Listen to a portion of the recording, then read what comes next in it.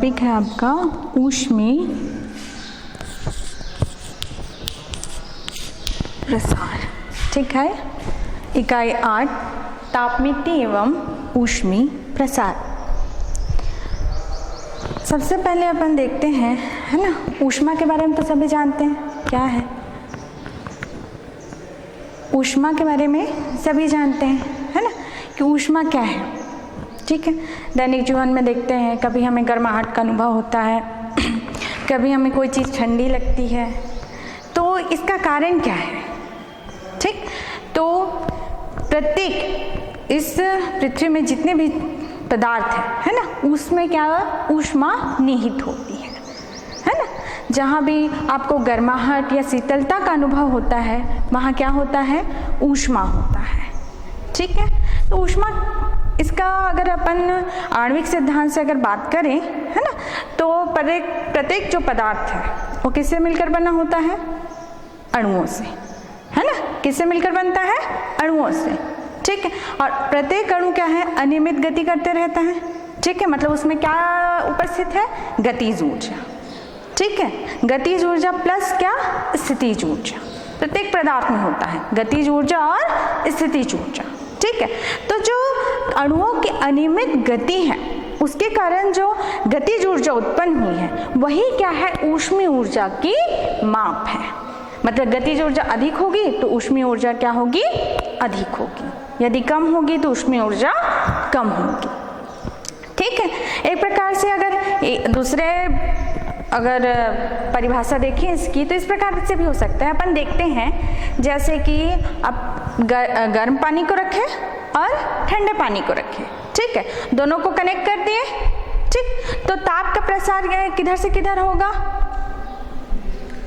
किधर से किधर जाएगा, गर्म से ठंडे की ओर। और ये कब तक चलेगा, ताप मतलब ऊष्मा का स्थानांतरण कब तक चलेगा, जब तक दोनों का ताप क्या ना हो जाए, बराबर ना हो जाए। ठीक है, तो ये जो ऊष्मा का स्थानांतरण गर्म से ठंडी की ओर जो जा रहा है ना, तो एक प्रकार से क्या बता रहा है, ऊष्मा का जो स्थानांतरण हो रहा है वही क्या है, इसमें ऊष्मीय ऊर्जा को बता रहा है। ऊर्जा का स्थानांतरण हो रहा है एक जगह से दूसरे जगह, यही क्या है, आपका ऊष्मीय ऊर्जा है। ठीक है, तो ये आपका हो गया ऊष्मीय ऊर्जा की परिभाषा। एक प्रकार से कि जो अणुओं की औसत गतिज ऊर्जा है उसकी माप ही आपकी क्या कहलाएगी, ऊष्मीय ऊर्जा कहलाएगी। ठीक है, आगे अपन इसका मात्रक देखते हैं, ऊष्मा का मात्रक। इसका जो व्यवहारिक मात्रक होता है वो होता है कैलोरी। जो व्यवहार में उपयोग लाते हैं वो आपका क्या है, कैलोरी। अगर ऐसा ही मात्रक देखें, है ना, तो वो आपका होगा जूल। दो प्रकार का मात्रक, पहला क्या है आपका व्यवहारिक मात्रक कैलोरी और दूसरा आपका है जूल।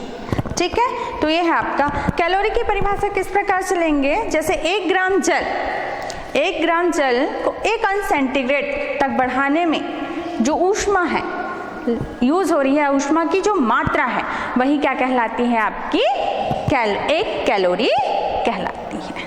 ठीक है, तो ये है आपकी कैलोरी की परिभाषा।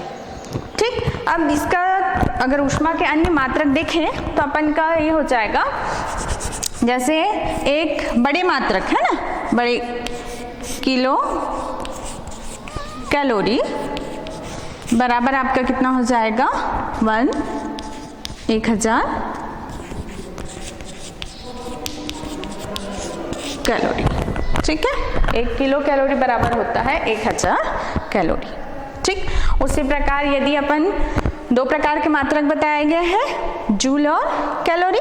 ठीक है, तो यदि अपन जूल कैलोरी को जूल में यदि कन्वर्ट करते हैं तो आपका हो जाएगा 1 कैलोरी इक्वल टू 4.2 जूल। ठीक है, जूल का अगर नोटेशन देखें तो जे से डिनोट कर देते हैं। ठीक है, और इसके लिए कैलोरी के लिए CAL शॉर्ट में। ठीक है, तो ये है आपका ऊष्मा का मात्रक कैलोरी और जूल। ठीक है, आगे है आपका ताप। ये तो हो गया आपका ऊष्मा, है ना। आगे अपन देखते हैं ताप। वैसे अगर बोला जाए तो ऐसे लगता है कि ऊष्मा और ताप एक ही होगा, है ना, लेकिन ऐसा नहीं है, ठीक है। ऊष्मा अलग चीज है और ताप अलग चीज है। ऊष्मा ऊर्जा को बताता है, ऊष्मा क्या को बताता है, ऊर्जा को बताता है, और ताप क्या बताता है, कंडीशन को बताता है कि कोई वस्तु गर्म है तो कितनी गर्म है ना, और ठंडी है तो कितनी, मतलब उसकी स्थिति को बताता है। जबकि ऊष्मा क्या है, ऊर्जा को बताता है। ऊष्मा और ताप कभी भी समान नहीं हो सकते, ठीक है। तो ताप कहाँ हमको किसे पता चलता है ताप के बारे में, जैसे ताप है ना, तो अपन कैसे जानते हैं, जहां भी दो, जैसे कोई ठंडी वस्तु लिए कोई गर्म वस्तु लिए, है ना, तो उसकी स्थिति को कौन बताएगा, आपका ताप बताएगा, ठीक है। तो ठंडा है तो अपन जान जाते हैं, तापमापी लगाते हैं तो क्या जान जाते हैं अपन, कितना ठंडा है, और गर्म में रखते हैं तो जान जाते हैं कि कितना गर्म है, ठीक है। तो ये आपकी क्या है, ताप की संकल्पना है, ठीक है। एक प्रकार से आपका ताप क्या को बताता है, ठंडेपन और गर्माहट की स्थिति को बताता है, ठीक है। ताप का ऐसा ही मात्रक होता है केल्विन।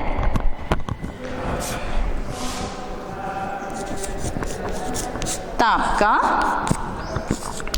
ऐसा ही मात्रक है आपका केल्विन, इसको अपन के से डिनोट करते हैं, ठीक है। ये है आपका ताप का ऐसा ही मात्रक केल्विन, ठीक है।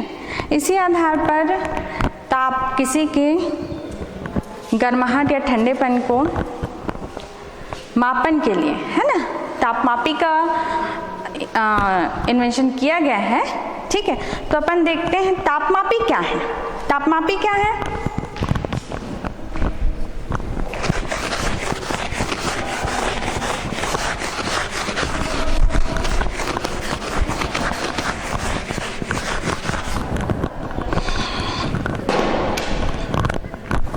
आगे है आपका तापमापी। तापमापी किसे कहते हैं, तापमापी किसे कहते हैं, तो ये डॉक्टर के पास होता है ना, थर्मामीटर जिसको कहते हैं। तापमापी को क्या कहते हैं, थर्मामीटर। तो डॉक्टर यूज़ करते हैं, बुखार आता है तो अपन क्या करते हैं, उसका टेम्परेचर नोट करने के लिए कितना है बुखार, उसके लिए अपन तापमापी का यूज़ करते हैं, है ना। वेदर का यदि अपन को देखना है टेम्परेचर, उसके लिए भी अपन क्या है, तापमापी का यूज़ करते हैं, ठीक है। तो तापमापी क्या है, तापमापी का मतलब क्या होगा आपका, वह मापन यंत्र जिसके द्वारा हम किसका अध्ययन करते हैं, ताप का अध्ययन करते हैं, है ना, वो आपका क्या कहलाता है, तापमापी कहलाता है, ठीक है। तापमापी में दो कंडीशन को लिया जाता है, एक तो जल का बॉइलिंग पॉइंट और एक फ्रीजिंग पॉइंट। दो पॉइंट होते हैं, जैसे सबसे नीचे का जो शून्य जहाँ से जो तापमापी होता है उसमें स्केल बना होता है ना। स्केल में शुरुआत कहाँ से होता है आपका, शून्य से, ठीक है। तो शून्य किसको लेकर निर्धारित किया गया है, जल के हिमांक को, ठीक है। जल का हिमांक निचला पॉइंट जिसको अपन क्या कहते हैं, हिमांक या अधोबिंदु कहते हैं, क्या कहते हैं, अधोबिंदु।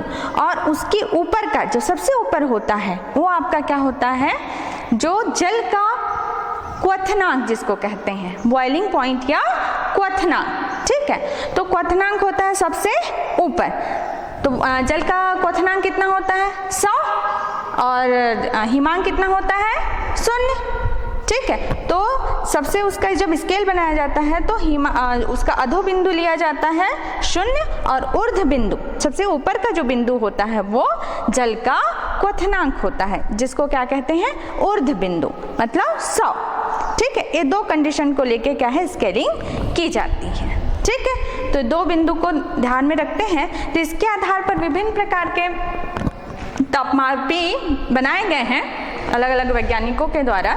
जैसे आपका सेल्सियस सुने होंगे, सेल्सियस तो जनरली यूज़ होता है, सबसे ज़्यादा कॉमन है ना, सेल्सियस थर्मामीटर, है ना। उसी प्रकार आपका दूसरा है फ़ारेनहाइट है, र्यूमर है, और आपका क्या है, केल्विन पैमाना। 4 प्रकार के पैमाने हुए, कौन कौन से? पहला आपका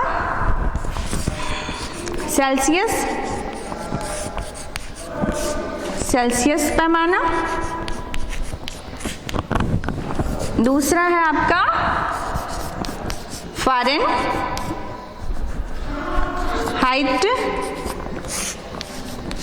पैमाना, तीसरा र्यूमर पैमाना, चौथा है आपका केल्विन पैमाना। केल्विन पैमाना, ठीक है। 4 प्रकार के पैमाने बनाए गए हैं। सेल्सियस पैमाना, सेल्सियस, दूसरा फ़ारेनहाइट पैमाना, तीसरा है र्यूमर पैमाना, और चौथा है आपका केल्विन पैमाना, ठीक है। तो आपका जो सेल्सियस, पहला है आपका सेल्सियस पैमाना, ठीक है। तो ये जो चारों सेल्सियस, फ़ारेनहाइट, र्यूमर या केल्विन, ये चारों वैज्ञानिकों के नाम पर रखे गए हैं पैमाने, ठीक है। जो तापमापी हैं, चारों तापमापी, उनके किसके नाम पे रखा गया है? वैज्ञानिक के नाम पर, ठीक है। जैसे सेल्सियस पैमाना, सेल्सियस नामक जो वैज्ञानिक थे उनके नाम पर सेल्सियस पैमाना रखा गया है। इसका जो निचला पॉइंट होता है ना, मतलब कौन सा बिंदु? अधो बिंदु, है ना, वो आपका होता है 0, और ऊपर में इस प्रकार डिग्री अंश का बिंदु लगाते हैं और C लिखते हैं। C सेल्सियस को डिनोट करता है, ठीक है। तो 0 अंश सेंटीग्रेड, ठीक है। ये आपका कौन सा बिंदु हो गया? अधो बिंदु। और ऊर्ध्व बिंदु जो होता है वो कितना होगा? जल का क्वथनांक कितना होगा? 100 अंश सेंटीग्रेड, ठीक है। मतलब 100 बराबर भागों में जो पैमाना है वो बटा होता है, ठीक है। एक एक डिग्री, एक जो खंड है वो क्या को बताता है?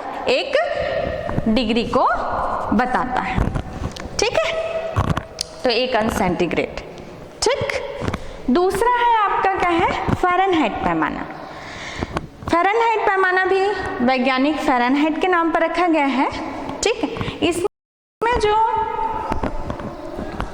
अधो बिंदु होता है वो आपका 32 से चालू होता है, ठीक है। 32 ऊपर यही नोटेशन डिग्री का, और फ़ारेनहाइट F से चालू हो रहा है तो यहाँ पर F, ठीक है। 32 अंश फ़ारेनहाइट, और इसका जो ऊर्ध्व बिंदु होता है वो कितना होता है आपका? 212 फ़ारेनहाइट, ठीक है।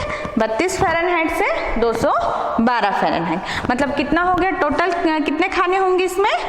180 खाने होते हैं। कितने खाने होते हैं? 180 खाने। इसमें बराबर भागों में ये बटा होता है, ठीक है। अगला आपका है र्यूमर पैमाना।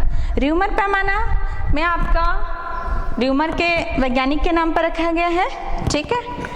यहाँ पर आपका अधो बिंदु जो है वो 0 है, ठीक है। R से चालू हो रहा है वैज्ञानिक का नाम, तो इनके नाम के अनुसार यहाँ पर R लिख देते हैं, ठीक है, र्यूमर, ठीक। और इसका ऊर्ध्व बिंदु ये होता है 80, ठीक है, यहाँ से यहाँ तक, ठीक है। ये हो गया अधो बिंदु और ये हो गया आपका ऊर्ध्व बिंदु। अगला है आपका केल्विन पैमाना। केल्विन पैमाना केल्विन नामक वैज्ञानिक के नाम पर रखा गया है।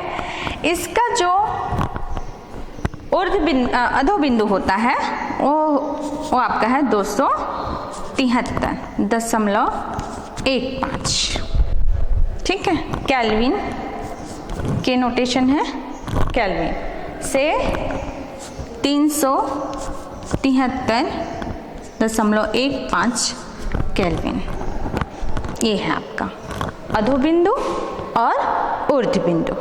ठीक है, इसको मतलब 273.15, इसको अगर राउंड फिगर में लिखें तो आपका क्या लिख सकते हैं, 273 लिखोगे तो भी चलेगा। 273 केल्विन से 373 केल्विन पर। ठीक है, तो ये हो गया 4 प्रकार के पैमाने, सेल्सियस, फ़ारेनहाइट, र्यूमर और केल्विन। चारों के मान याद रखें। पहला 0 से 100 सेंटीग्रेड, 32 से 212 फ़ारेनहाइट, 0 से 80 र्यूमर और 273 केल्विन से 373 केल्विन। ठीक है, अब अपन देखते हैं, जैसे हमेशा कोई न्यूमेरिकल आ गया, आंकिक प्रश्न है ना, उसको सॉल्व करना है। तो यदि आपको पैमाना बदलना है, कभी ज़रूरत पड़ती है, आपको बोल दिया कि सेल्सियस पैमाना में है, आपको फ़ारेनहाइट में चेंज करना है ना, या आपको बताना है कि फ़ारेनहाइट में आपका तापमापी है, हमको जानना है कि उसका सेल्सियस में कितना होगा मान, है ना। तो उसके लिए एक सूत्र है जिसके द्वारा आप एक पैमाने को दूसरे पैमाने में बदल सकते हैं। ठीक है, तो उसके लिए अपन देखते हैं सूत्र।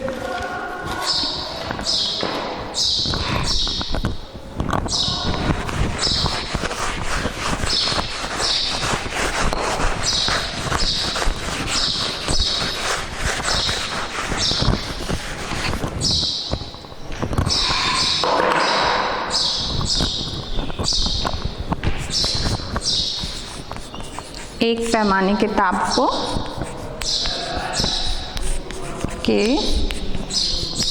ताप को दूसरे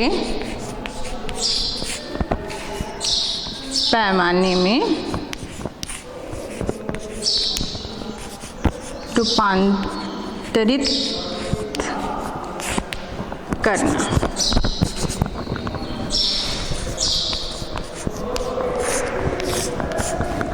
ठीक है, हमको क्या करना है, अब एक पैमाने के ताप को क्या करना है, दूसरे पैमाने में रूपांतरित करना है।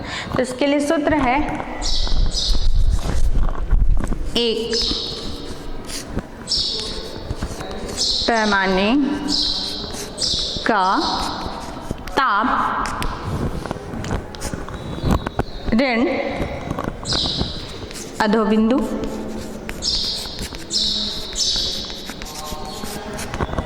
बटा ऊर्ध्व बिंदु ऋण अधोबिंदु बराबर अन्य पैमाने का ताप ऋण अधोबिंदु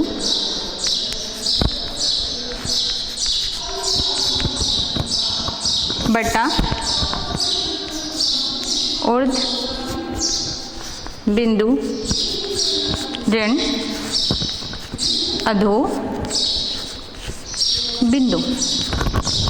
ठीक है, तो आपका एक पैमाने के ताप को दूसरे पैमाने में यदि बदलना है ना, उसके लिए सूत्र है आपका एक पैमाने का ताप ऋण अधोबिंदु बटा ऊर्ध्व बिंदु ऋण अधोबिंदु बराबर। इसी प्रकार अन्य को लिखेंगे, दूसरे पैमाने का ताप ऋण अधोबिंदु बटा ऊर्ध्व बिंदु ऋण आपका अधोबिंदु। ठीक है, तो अपन इसी प्रकार बराबर करके अन्य के लिए भी लिख सकते हैं। 4 पैमाने होते हैं, है ना, चारों को इसी प्रकार अपन लिख सकते हैं। सबके लिए सूत्र वही होगा, बस एक दूसरे के बराबर करते जाएंगे।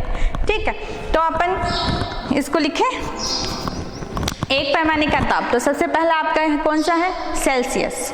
ठीक है, तो सेल्सियस के लिए क्या नोटेशन है, सी ऋण। अब सेल्सियस पैमाने में अधोबिंदु कितना होता है, सेल्सियस पैमाने में अधोबिंदु कितना होता है, 0, है ना। तो अधोबिंदु की जगह क्या आ जाएगा आपका 0। ठीक, बटा ऊर्ध्व बिंदु, आपका ऊर्ध्व बिंदु कितना होता है, 100। ठीक है, तो आपका कितना हो जाएगा, 100 ऋण फिर अधोबिंदु 0। इसी प्रकार दूसरा कौन सा था?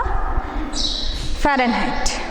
ठीक है, फ़ारेनहाइट में आपका उसका नोटेशन क्या है आपका? F। अधोबिंदु 32, ऊर्ध्वबिंदु 212, ऋण फिर अधोबिंदु कितना है? 32। ठीक, अब इसी प्रकार तीसरा पैमाना कौन सा था आपका? र्यूमर पैमाना। ठीक है, र्यूमर पैमाने के लिए नोटेशन कितना है आपका? R। ऋण उसका अधोबिंदु कितना होता है? 0। ऊर्ध्वबिंदु 80, ऋण 0। ठीक है, बराबर आपका चौथा जो पैमाना है वो कौन सा है आपका? केल्विन। केल्विन के लिए नोटेशन K, ऋण उसका आपका अधोबिंदु 273 बटा, अब चाहे तो 1.5 लिख सकते हैं, है ना, जरूरी नहीं है ये लिखना। ठीक, बटा आपका 373.15 ऋण 273.15। ये हो गया चारों। ठीक है, अब इसको थोड़ा सा और सिंप्लीफाई कर लेते हैं। कॉम्प्लिकेटेड है, थोड़ा सा सिंप्लीफाई करके दिखते हैं इसको।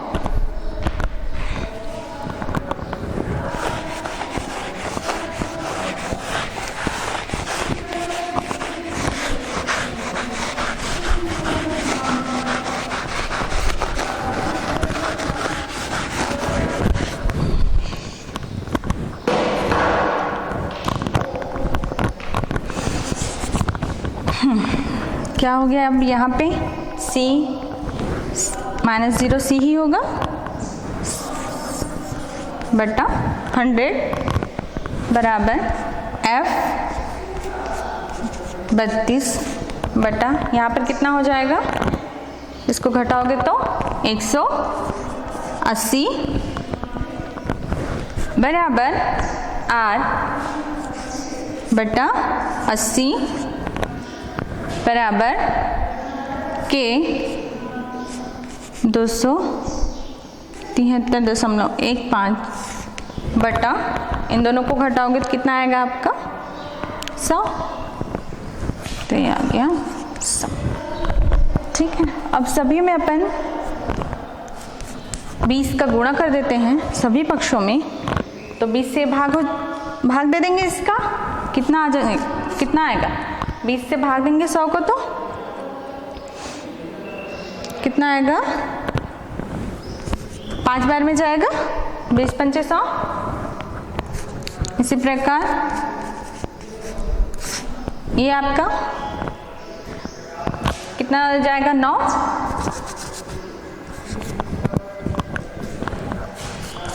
यहाँ पर 4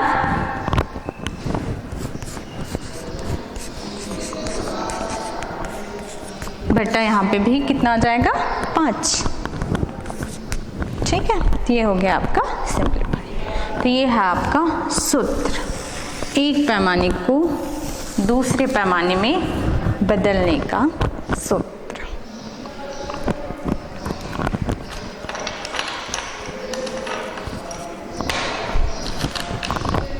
ठीक है, तो इसके द्वारा अपन क्या कर सकते हैं? जैसे सेल्सियस को अपन को फ़ारेनहाइट में बदलना है या फ़ारेनहाइट को र्यूमर में, किसी भी पैमाने को एक दूसरे में चेंज कर सकते हैं। मतलब दो इक्वेशन को ले लेंगे, जैसे अगर सेल्सियस और फ़ारेनहाइट में है ना, सेल्सियस को फ़ारेनहाइट में बदलना है तो इन दोनों को एक साथ ले लेंगे, C/5 इक्वल टू F - 32/9।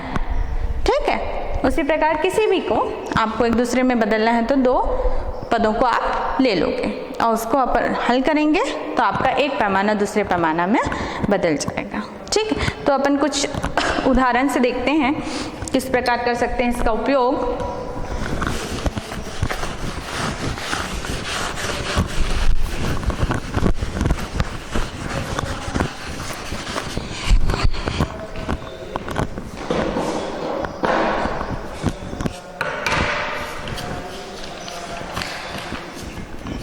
जैसे कि आपको उदाहरण है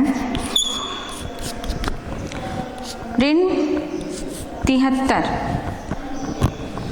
अंश सेंटीग्रेड को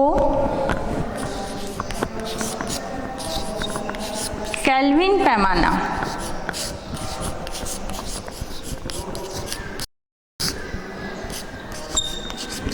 में बदलना है। ठीक है, तो किस प्रकार बदलेंगे? 73 है अंश सेंटीग्रेड, इसको आपको किस में बदलना है? केल्विन पैमाना में। ठीक है, तो आपका सेंटीग्रेड वाला ये है C/5 और केल्विन वाला ये है K-273.15/5। ठीक है, तो इस प्रकार से अगर इन दोनों समीकरणों को देखें तो अपन ये देखते हैं कि यदि सेंटीग्रेड को केल्विन में बदलना है तो क्या हो रहा है? 273 का योग होगा। मतलब इन दोनों को एक साथ लिखें तो किस प्रकार होगा?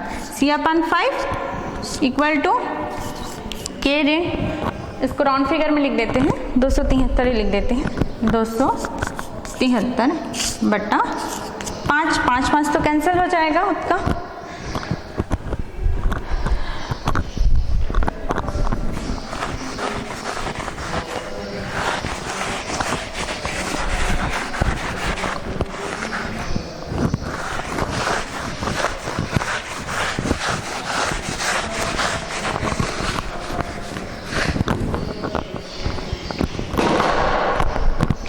कितना हो जाएगा? C बराबर इस समीकरण में 5 दोनों तरफ है, कैंसिल हो जाएगा, = K 273।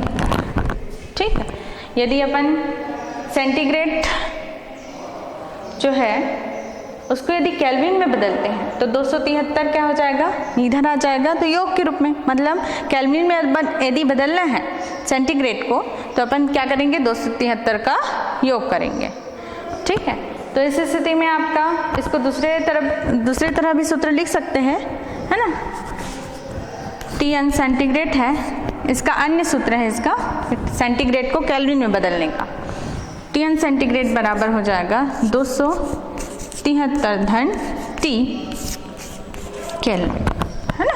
मतलब अंश सेंटीग्रेड को यदि केल्विन में बदलना है तो 273 का उसमें योग कर देंगे। ठीक है, तो आपको क्या प्रश्न दिया गया था? -73 अंश सेंटीग्रेड है, इसको किस में बदलना है? केल्विन में बदलना है। ठीक है, तो कितना हो जाएगा? यहाँ -70 की जगह कितना दिया है? 73 अंश सेंटीग्रेड को केल्विन में बदलना है, तो यहाँ पर T की जगह कितना आ जाएगा? -73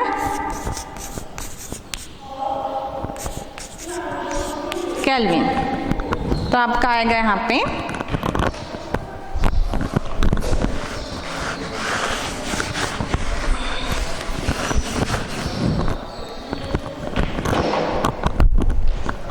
कितना आ जाएगा? दोनों को घटाओगे तो 200 केल्विन। ठीक है, तो -73 अंश सेंटीग्रेड को यदि केल्विन में लिखते हैं तो कितना लिखेंगे? 200 केल्विन।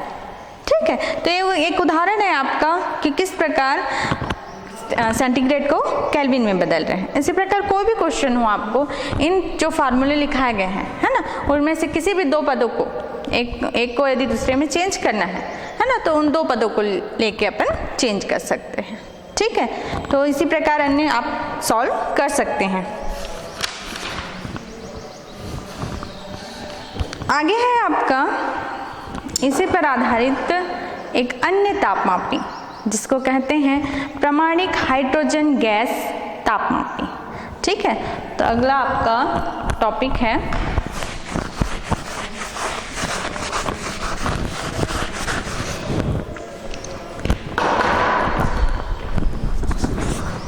प्रामाणिक हाइड्रोजन गैस तापमापी।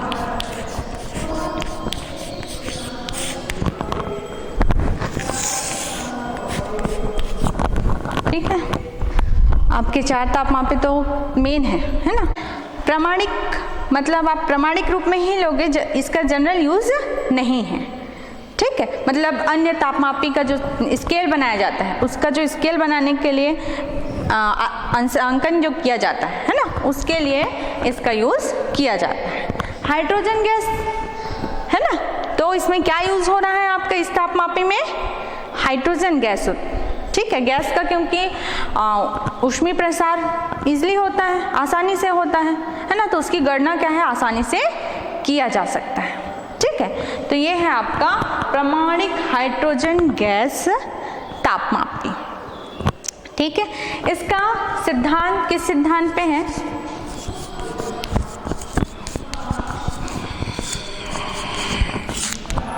सिद्धांत है स्थिर आयतन पर।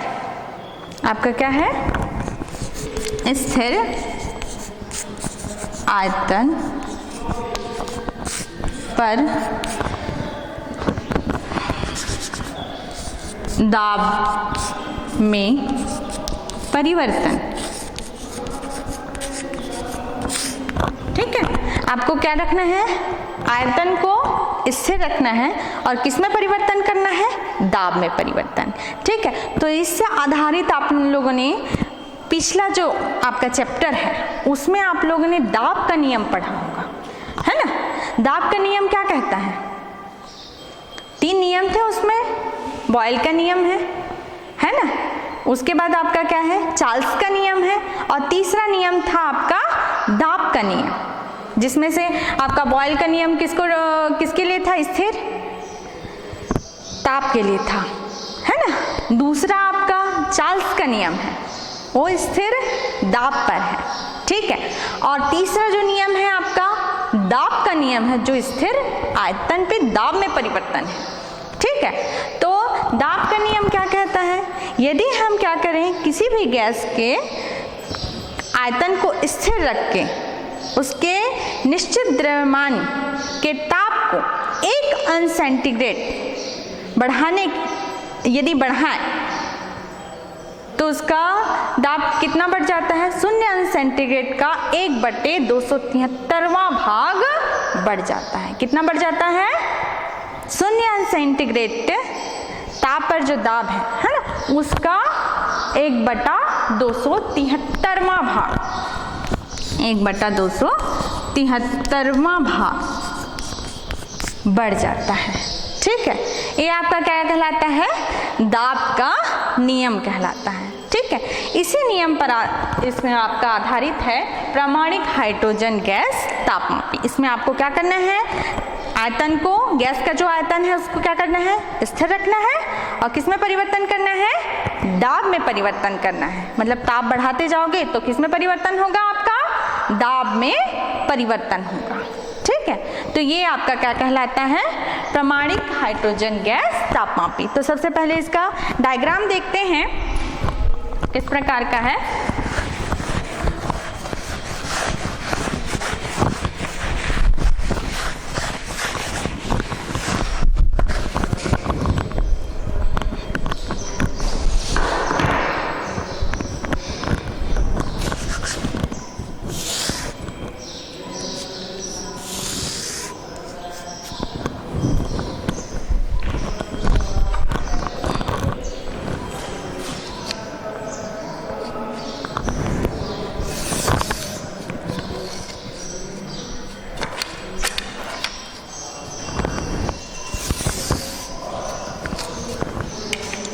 ये आपका स्टैंड हो गया।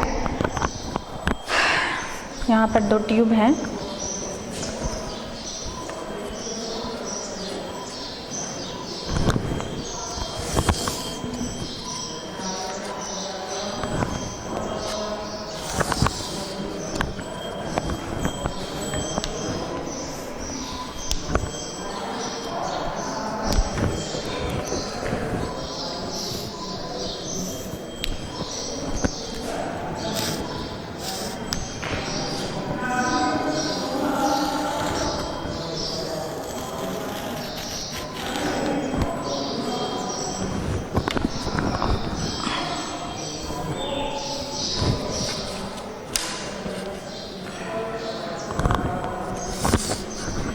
ये 3 नली हैं।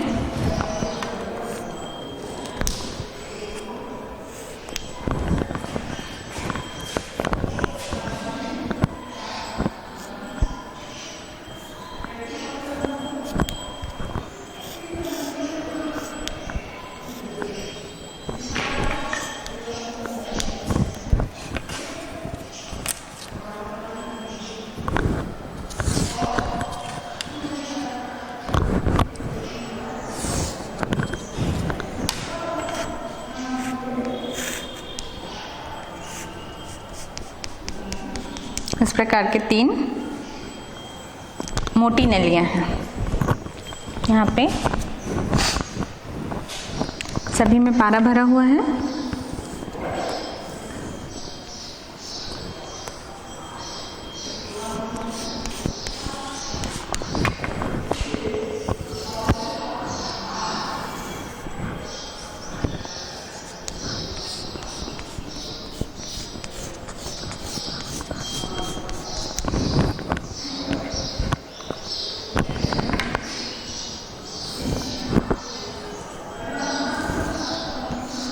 इस प्रकार से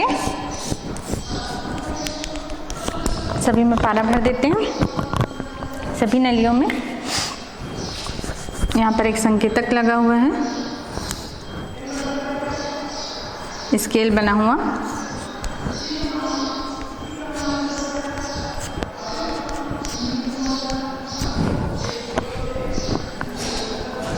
यहाँ पे एक और नली, पतली नली गई है, जिसका संबंध आपका एक कांच के बल्ब से है।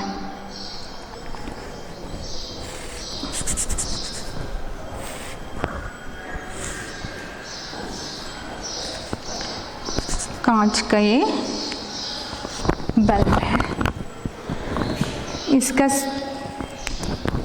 इसमें आपका हाइड्रोजन भरा हुआ है।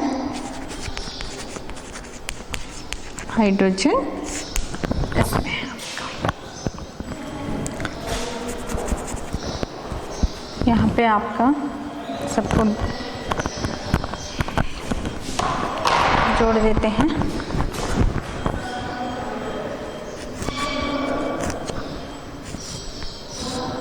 स्टैंड से अटैच कर देते हैं सभी पाइप को।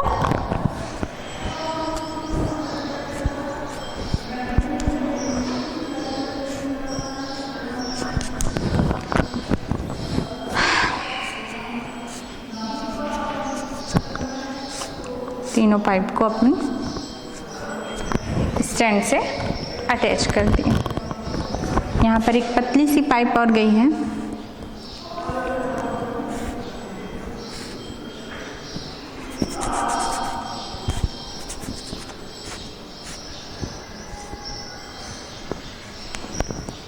यहाँ पर एक संकेतक लगा हुआ है।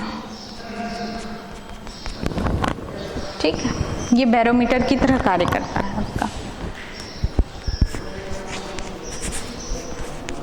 बैरोमीटर।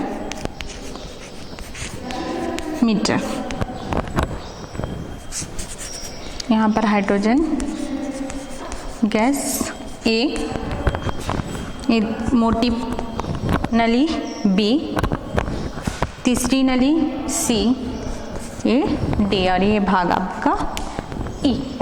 ठीक है, तो इस प्रकार से हाइड्रोजन गैस तापमापिक की क्या है संरचना। हाइड्रोजन गैस तापमापी, यह आपका हाइड्रोजन गैस तापमापी। इसमें क्या है आपका, देख रहे हैं एक स्टैंड है, ये वाला भाग। यहाँ पर एक बल्ब नुमा यहाँ कांच का है, जिसमें हाइड्रोजन गैस भरा हुआ है। यहाँ पर एक और चीज़ है, संकेतक। यहाँ पर एक संकेतक लगा हुआ है। ठीक है, इसका संबंध एक पतली नली गई है, यहाँ पर एक मोटी नली क्या है बी, यहाँ पर आपका एक संकेतक लगा हुआ है पी। ठीक है, ये संकेतक इस बात को बताएगा कि आपका जो गैस का आयतन है वो स्थिर है कि नहीं, है ना। मतलब संकेतक से अगर ऊपर चला गया तो उस समय क्या हो जाएगा, आयतन अलग हो जाएगा। तो इसको अपन देख के समझ जाएंगे कि आयतन स्थिर है कि नहीं। अगर नहीं है तो उसको अपन इस इंस्ट्रूमेंट को एडजस्ट करके फिर से उसका आयतन को क्या कर लेंगे, स्थिर कर लेंगे। ठीक है, तो यहाँ पर एक संकेतक P लगा हुआ है। इसका संबंध दूसरे नली C से है। C का आपका संबंध यहाँ पर E, यहाँ पर एक संकेतक लगा है, पतली पाइप E। ये क्या है, किसकी तरह काम करेगा, बैरोमीटर। बैरोमीटर आपका क्या है, दाब मापी, है ना। इसके द्वारा आप दाब का मापन कर सकते हैं। ठीक है, इसका संबंध एक और मोटी नली किससे है, आपका D से। ठीक है, तो ये इस प्रकार से आपकी तीन मेन नलियां हैं, B, C और आपका D। ठीक है, ये तो हो गई इसकी संरचना, हाइड्रोजन गैस दाब मापी की संरचना। अब आगे है आपका इसकी कार्यविधि। कार्यविधि में क्या होगा, सबसे पहले इसको जो हाइड्रोजन गैस वाला जो भरा हुआ जो बल्ब है उसको हम कहाँ पर रखेंगे, 0 अंश सेंटीग्रेड वाले बर्फ में। किसके संपर्क में रखना है, बर्फ के संपर्क। ठीक है, तो बर्फ के संपर्क में रखेंगे और उस समय अपन देखेंगे कि आपका जो इसका B का जो आयतन है ना, ये पारा ऊपर नीचे चढ़ेगा। ठीक है, तो आपका जो इसका जो आयतन में कोई परिवर्तन हो रहा है कि नहीं, है ना, मतलब संकेतक में परिवर्तन हो रहा है कि नहीं।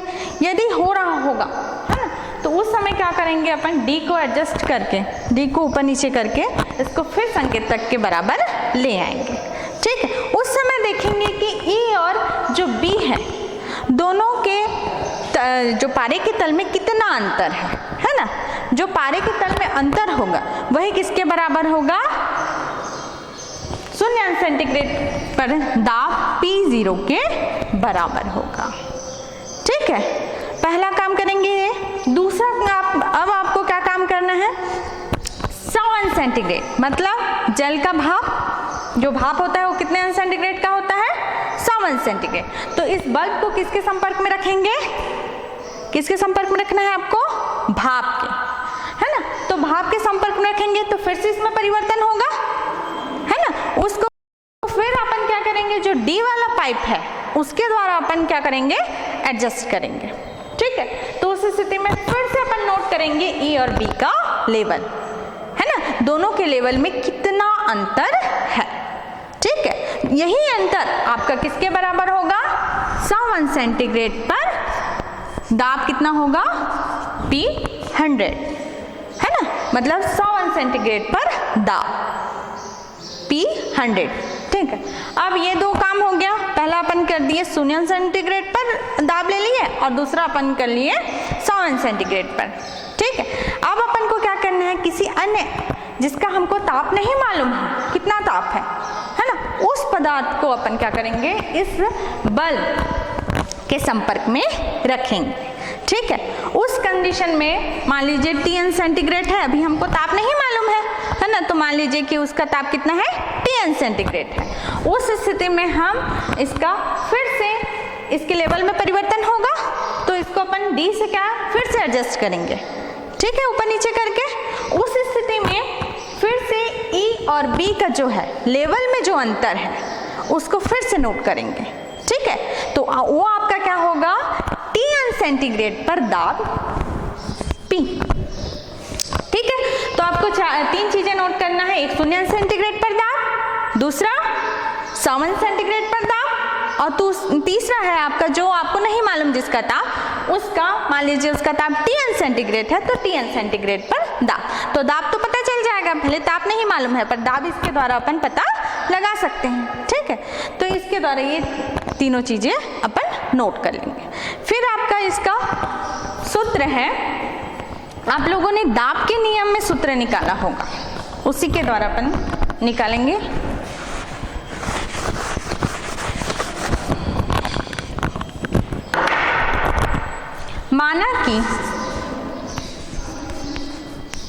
माना कि किसी निश्चित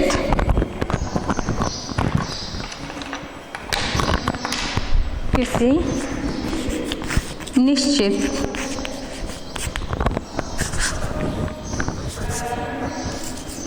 द्रव्यमान का 100 सेंटीग्रेड पर दाब P0, 7 सेंटीग्रेड पर दाब P100 तथा 10 सेंटीग्रेड पर दाब P है। अतः दाब के नियम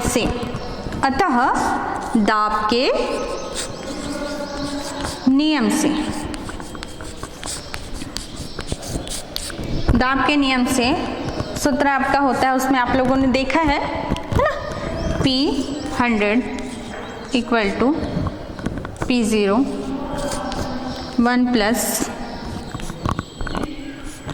100 अपॉन 273, इक्वेशन 1, ये हो गया इक्वेशन 1। इसी प्रकार इसको अगर P0 को इधर ले आए, है ना, इस समीकरण 1 में, तो आपका क्या हो जाएगा, P100 इधर आएगा तो प्लस है, माइनस हो जाएगा, P0 इक्वल टू 100 अंदर गुणा हो जाएगा P0 बटा 273, समीकरण 2। इसी प्रकार एक और संबंध निकाल लेंगे अज्ञात ताप, है ना, उसके लिए तो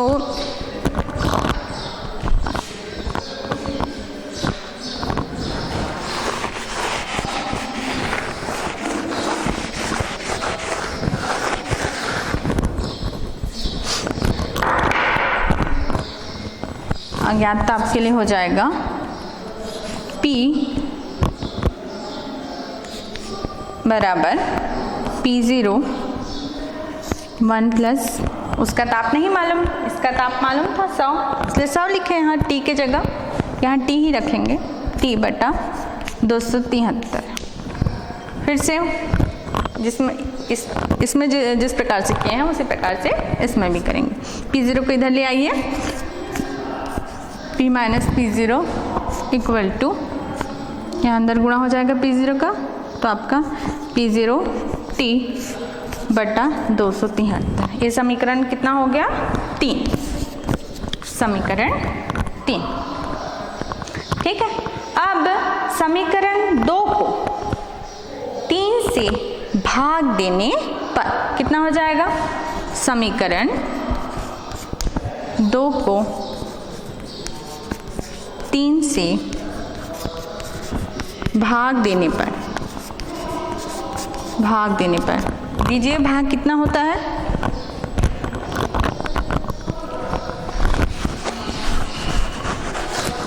कितना होगा, दोनों के भाग दोगे तो P100 माइनस P0 बटा ये आ जाएगा आपका P minus P0 equal to, उसमें कितना था आपका P0 100 अपान 273 है ना, और इसमें क्या है P0 T अपान 273, तो 273 कट जाएगा, आपका P0 भी कैंसिल हो जाएगा, क्या बचेगा, केवल ऊपर 100 और नीचे T, आपका 100 अपान T। अब जिसका मान हमें निकालना है उसको एक साइड करेंगे, बाकी को दूसरे साइड। हमें किसका मान निकालना है, ताप, अज्ञात ताप को निकालना है T को, तो T को एक साइड करेंगे, बाकी को दूसरे side.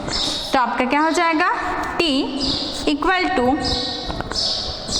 P minus P0 upon P100 minus P0 into 100। तो ये हो गया अज्ञात ताप निकालने का सूत्र, हाइड्रोजन गैस ताप मापने। ठीक है, तो यहाँ पर अपन ये सभी की वैल्यू मालूम है ना, इस हाइड्रोजन गैस तापमापी के द्वारा हमने P0 नोट किया है, बर्फ के लिए, P100 नोट किया है भाप के लिए, और P नोट किया है अज्ञात ताप के लिए। ठीक है, तो इन सभी का मान यहाँ पर रख देंगे तो आपका क्या निकल जाएगा, T का मान निकल जाएगा। तो ये है आपका हाइड्रोजन गैस तापमापी। ठीक है,